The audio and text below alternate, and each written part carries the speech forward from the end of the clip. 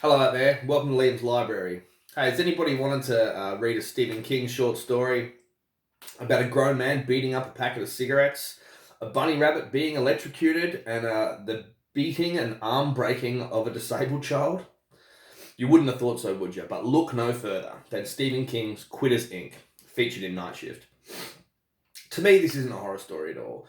To me, it's like a Twilight Zone episode, or an homage to a Twilight Zone episode. And Stephen King, grew up loving that old original Twilight Zone show, and also just loving and appreciating the original writers of that show. So that's the impression I get when I read this short story. I've read it over and over. I read it fresh for you guys this morning, and that's what we're going to talk about. It's called Quitters Inc. It's towards the back of Night Shift, and it's a nice little short story, about 17 pages long, about a man named Morrison. We meet Morrison at an airport, and he bumps into an old friend of his. They're both lawyers, executives. I don't know. That's hazy. It doesn't really matter. They've got money. Now Morrison is a cigarette smoker. He's a heavy smoker, and when he bumps into his old friend at the bar, his old friend seems to have put a bit of weight on, and then he also notices that his friend isn't smoking cigarettes anymore. And he remembers back in college, like Jimmy was a chain smoker and a skinny, serious-looking fella, always with a cigarette in his mouth.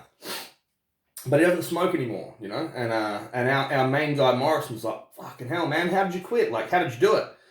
So this guy Jimmy McCann, he pulls out a business card out of his wallet, puts it on the bar. It says Quitters Inc., 247th something East Street, New York City.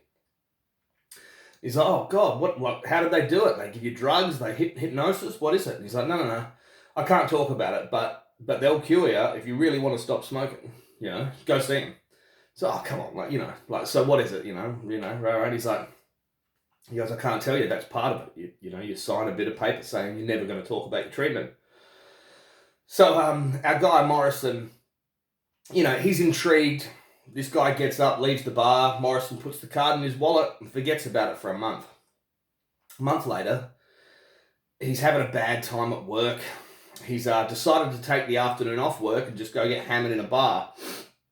And as he's sitting in the bar, this business card, Quitters Inc., comes out of his wallet and lands on the bar. And he realizes how close this street is to where he's drinking right now. "Oh, fuck it, I'll go for a walk. What can it hurt?" So he goes to this building, and it's a very flash, expensive-looking building. Beautiful, nice, carpeted foyer. Thinks to himself, "Man, this place must make a bit of money to be, like, with the location it's in and its presentation." So he goes in. He sits and he waits, and he's hanging for a cigarette, right? It's like this low-grade fever in his stomach. It's been an hour since the walk and sitting here in the waiting room, and he's dying for a cigarette. So eventually, the secretary says he can go into this room where he meets a man named Donati. Now, Donati is a big, sort of a burly, almost a gangster kind of a looking bloke. He's sitting calmly behind his desk, gets Morrison to sit down and says, "Do you really want to quit smoking?" Morrison's like, "Yeah, I kind of do." "Well, let's get this started. Sign here, read this and sign here." And then so he signs it. Donati signs under Morrison's name. And he slips it back into his desk drawer. And he says, "Well, perfect, enjoy your cigarettes today, because tomorrow you're going to be smoke-free. I guarantee it." And he's like, "Oh, yeah, thinking, if I want to smoke, I'll fucking smoke." So he leaves. That night, he smokes like a chimney. The next day, he's there, ready to start his treatment. And he goes in, and Donati's there, and he says, "Do you have any cigarettes on you, Mr. Morrison?" He's like, "Yeah, sure." Pulls a packet out of his pocket. There's only a few in there. But Donati just all of a sudden violently just starts bashing this packet of cigarettes on his desk, like just smashing them for a full minute until there's nothing but crumbs and ripped paper and tobacco all over the desk. And then he goes, "I love doing that. Even after 3 years in this business, I fucking still get a kick out of that." And he puts it in the bin. And Morrison's like, "When does my treatment start?" And Donati says, "Well, it's already started. It started when you walked in the door. Now, these are the rules." He explains to him it's a system. Quitters Inc. is a system, a pragmatic system that works on stages. Stage 1, if he has a slip-up, but this is how he gets a demonstration. He goes, "Come over to the corner of the room with me, Mr. Morrison." and they pull this green curtain away, and there's a bunny rabbit sitting on the floor of this glassed enclosed room. And then he presses a button and the bunny rabbit starts to get electrocuted. Eventually the bunny rabbit stops getting electrocuted, runs into the corner, and he's like, do you see, Mr. Morrison? Every time the bunny eats, if I do that, eventually the bunny will stop eating, he'll learn his lesson very quickly, and he'll die of starvation. So he goes, so the first time you slip up and have a cigarette, we put your wife in the box. He's like fucking what?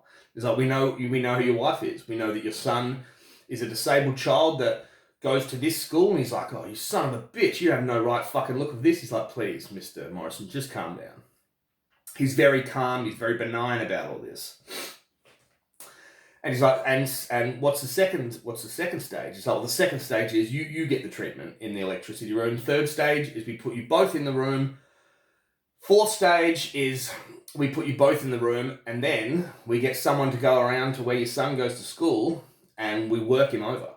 And Morrison's heard enough. He's about to jump over the desk and punch into this Donati, right? But Donati's a big gangster fella, and he stops him. And he's like, listen, let's talk about this like men. For the first month, 24-hour surveillance. For the second month, 18-hour surveillance, but you won't know which 18 hours we're surveilling you. Fourth month, it goes back to 24 hours because that's where most people backslide. And you don't have to pay us a cent until you've quit smoking for a year. And he's like, what the fuck? This is insane, you know? And he's like, I assure you, Mr. Morrison, I'm not fucking joking, you know? And he's like, well, what happens in stage 10? He's like, oh, stage 10 means we can't help you. So we just have to give up. And he's like, oh, fuck, all right. He's like, well, that's awesome. And he's like, no. And then Donati pulls a fucking 45 with a silencer and puts it on the desk. He's like, we give up and we just put a bullet in you, but I promise you, you'll never smoke again. And it's like, fuck, Morrison's like, this nightmare has to be over at some point, you know? So for the next 5-6 days, his wife just can't believe it. He stopped smoking. He keeps thinking about the bunny in that room. He keeps thinking about what happens if a bunch of gangsters go to his son's school for disabled children and beats him up. Like, this kid's not going to understand. And Donati even says that. He's like, think about it. How upset your son will be. He won't even know why we're hurting him. He'll just know Daddy did something bad. And Morrison's just sick and horrified, but this is real. This is real. And he does really well. I'm pretty sure he gets to the second month, nearly smoking. There's a bit where he goes downstairs at 3 o'clock in the morning and finds a packet of cigarettes in his study desk. And he nearly smokes one, and then he hears something in the cupboard, in the closet. It's like, fuck, all it would take is for me to open it and see if there's something in there, but he just can't. And he just can't smoke the cigarette either. So a month or so goes by, and he's stuck in a traffic jam, and fucking things are getting fucking hard. And there's no, he's in a dark tunnel in the Midtown Tunnel in New York City. It's like, no one's going to fucking see him. So he reaches in and he finds a few cigarettes in the glove compartment. He's like, well, fuck it. This is Cindy's fault anyway. I told her to throw out all the damn cigarettes. And he lights up. He has 3 drags and it's disgusting. Traffic starts moving, so he fucking gets out of there. He's like, oh, that was just gross. I don't even know why I did that. Gets home and there's no one home. Cindy, are you there? The phone rings. It's Donati. And he's like, you need to come in and see me. He's like, no, it was just a slip up. Do you have my wife? He's like, yep, she's here. So come in at 5. We'll expect you at 5. So he goes in, and there's another man there, an even bigger, burlier man with a fucking pistol pointed at him. He's like, come with us, Mr. Morrison. And they go with him, and there is Cindy behind the green curtain in the electric room, and they give her 30 seconds of juice. And it's fucking horrifying. And Morrison's like, how am I even going to explain this to her? She'll never forgive me for this. And he's like, I don't know. She might. She's sitting in a room and he explains, says, listen, I've got to tell you a story. And this is me about me quitting. And this is a bit absurd, I think. The wife's like, no, it's good. I'm not mad at them and I'm not mad at you. They're saving your life. It's like, yeah, right. Like that would happen. I'm sorry. That's a bit far-fetched. And then they go along with their lives.